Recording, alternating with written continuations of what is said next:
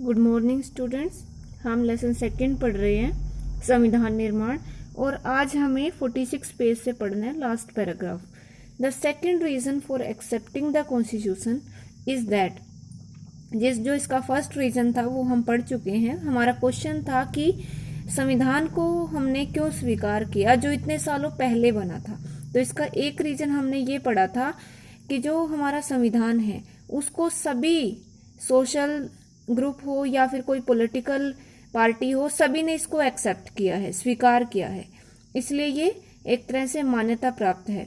Second reason इसको स्वीकार करने के लिए है, क्या है, the constitution is that the constituent assembly represented the people of India, क्योंकि जो संविधान सभा है वो भारत के लोगों का प्रतिनिधित्व करती है। There was no universal adult franchise at that time, उस समय सार्वभौमिक वयस्क मताधिकार नहीं था, वोट डालने का अधिकार सभी लोगों के पास नहीं था। So the constituent assembly could not have been chosen directly by all the people of India, इसीलिए जो संविधान सभा थी उसको डायरेक्टली, उसको प्रत्यक्ष रूप से भारत के लोगों के द्वारा नहीं चुना जा सका। It was elected mainly by the members of the existing provincial legislatures, इसीलिए इन सारे सदस्यों का चुनाव जो उस टाइम प्रोविंशियल लेजिस्लेचर्स थे या जो राज्य विधानसभाएं थी जिसका चुनाव 1937 में हुआ था, उनके चुने हुए सदस्यों ने इनको इलेक्ट किया, संविधान सभा के सदस्यों को। दैट वी मेंशन्ड अबव, जिसका जिक्र हम पहले पढ़ चुके हैं। This ensured a fair geographical share of members from all the regions of the country, और इसका मीनिंग ये है कि देश के सभी हिस्सों से जो सदस्य थे वो लिए गए, यह सब जो भी भौगोलिक क्षेत्र थे सभी को इसमें शामिल किया गया। The assembly was dominated by the Indian national Congress, इस सभा में सबसे ज्यादा सदस्य इंडियन नेशनल कांग्रेस के थे। The party that led India's freedom struggle, और कांग्रेस वो पार्टी थी जिसने भारत का स्वतंत्रता जो संघर्ष था, स्ट्रगल था, वो लड़ा। But the Congress itself included a variety of political groups and opinions, पर कांग्रेस के अंदर ही बहुत सारे राजनीतिक वर्ग थे और बहुत सारे अलग अलग विचारों के लोग थे। The assembly had many members who did not agree with the Congress, और इस सभा में बहुत सारे ऐसे भी सदस्य थे जो कांग्रेस से एग्री नहीं थे, जो कांग्रेस की विचारधारा से सहमत नहीं थे। In social terms too, the assembly represented members from different language groups, caste, classes, religions and occupations, और अगर हम सामाजिक शर्तों पर देखें तो इस सभा का जो प्रतिनिधित्व कर रहे थे वो मेंबर थे जो अलग अलग भाषाओं से थे, अलग अलग भाषाई ग्रुप से थे, अलग जातियों के थे, अलग वर्गों के थे, अलग धर्मों के और अलग अलग व्यवसायों के लोग थे, वो इसका प्रतिनिधित्व कर रहे थे। Even if the constituent assembly was elected by universal adult franchise, और अगर ये संविधान सभा सार्वभौमिक वयस्क मताधिकार के द्वारा चुनी जाती, its composition would not have been very different, तो भी इसका कॉम्पोजिशन, तो भी इसके जो मेंबर्स थे वो या इसके अंदर जो भी मतलब निर्णय लिए गए थे वो डिफरेंट नहीं होते। Finally the manner in which the constituent assembly worked, और अंत में जिस तरीके से इस संविधान सभा ने काम किया, gives sanctity to the constitution, वो हमारे संविधान को एक सैंक्टिटी का मतलब वैधता, एक वैधता प्रदान करती है। The constituent assembly worked in a systematic, open and consensual manner, इस संविधान सभा ने एक व्यवस्थित रूप से, खुले रूप से, और कंसेंसुअल का मतलब है एक सर्वसम्मति से काम किया। फर्स्ट सम बेसिक प्रिंसिपल्स वर डिसाइडेड, सबसे पहले कुछ बुनियादी सिद्धांत इसमें डिसाइड किए गए, एंड एग्रीड अपॉन, और उनके ऊपर सबकी सहमति बनाई गई। Then a drafting committee chaired by doctor B.R. Ambedkar prepared a draft constitution for discussion, और इसके बाद एक ड्राफ्टिंग कमेटी बनाई गई, प्रारूप समिति इसको कहा जाता है, जिसके प्रमुख जो थे वो डॉक्टर B.R. अम्बेडकर थे।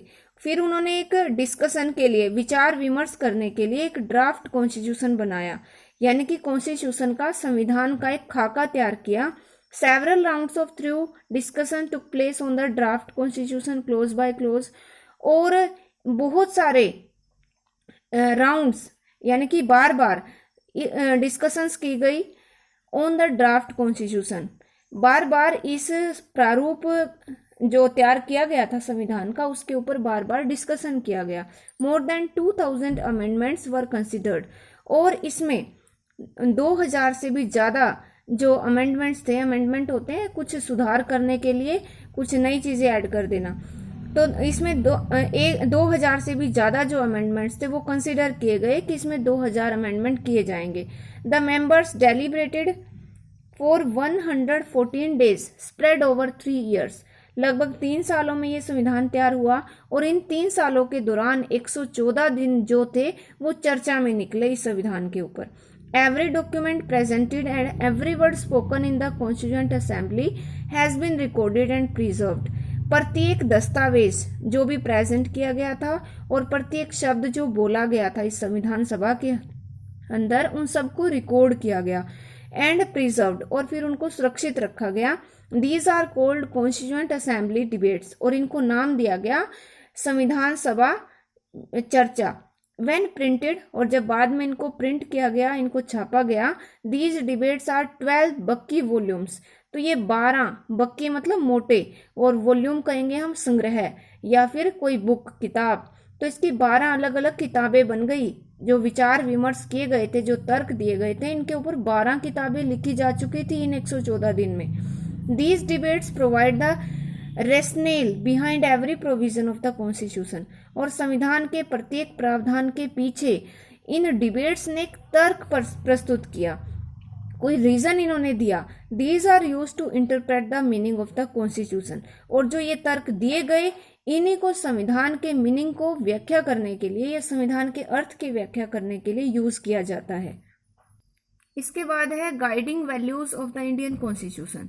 भारतीय संविधान के ऐसे मूल्य जो एक तरह से दिशा निर्देश तैयार करते हैं। In this book we shall study the exact provisions of the constitution on different subjects. इस बुक में हम अलग अलग विषयों पर संविधान के जो सही प्रावधान है उनकी स्टडी करेंगे। At this stage let us begin by understanding the overall philosophy of what our constitution is all about. और इस स्टेज पर, इस स्तर पर आओ हम शुरू करें अंडरस्टैंडिंग से। किसकी अंडरस्टैंडिंग से? फिलोसफी, यानी कि जो दर्शन है संविधान जिस बारे में है, तो जिस बारे में संविधान है उसके दर्शन को समझकर, उसकी फिलोसफी को समझकर हम शुरुआत करें। We can do this in 2 ways, और हम यह 2 तरीके से कर सकते हैं। We can understand it by reading the views of some of our major leaders on our constitution. एक तरीका ये है कि हम अपने जो मुख्य नेता हैं उनके विचारों को पढ़कर या समझकर ऐसा कर सकते हैं जो उन्होंने कॉन्स्टिट्यूशन पर दिए। But it is equally important to read what the Constitution says about its own philosophy. पर इसके साथ ही ये भी समान रूप से जरूरी है टू रीड, ये पढ़ना कि जो हमारा संविधान है वो अपनी फिलोसफी के बारे में क्या कहता है। This is what the preamble to the constitution does, और यही संविधान के प्रियम्बल ने, प्रस्तावना ने किया। Let us turn to this one by one. आओ हम इनको एक एक करके पढ़ें। फर्स्ट है the dream and the promise. जो सपने थे और वायदे थे वो क्या थे? Some of you may have noticed a name missing from the sketches of the makers of the constitution. आप में से कुछ ने ये नोटिस किया होगा कि इसमें एक बहुत ही इंपॉर्टेंट नेम जो है वो मिसिंग है। संविधान निर्माताओं में इनकी जो लिस्ट थी उसमें एक नाम मिसिंग है, और वो नाम क्या है? Mahatma Gandhi. He was not a member of the constituent assembly. वो संविधान सभा के जो सदस्य थे उनमें वो शामिल नहीं थे, वो संविधान सभा का मेंबर, संविधान सभा के मेंबर नहीं थे। Yet there were many members who followed his vision. पर फिर भी संविधान सभा में बहुत सारे ऐसे सदस्य थे जिन्होंने उनके विजन को फॉलो किया, जो उनके अनुयायी थे, जो उनके विचारों को मानते थे। Years ago, writing in his magazine Young India in 1931, 1931 में अपनी मैगजीन यंग इंडिया में लिखते हुए उन्होंने ये लिखा था, he had spelled out, उन्होंने ये लिखा था that he wanted the constitution to do, कि वो एक ऐसे संविधान को चाहते हैं। इसके बारे में हम कल की वीडियो में पढ़ेंगे।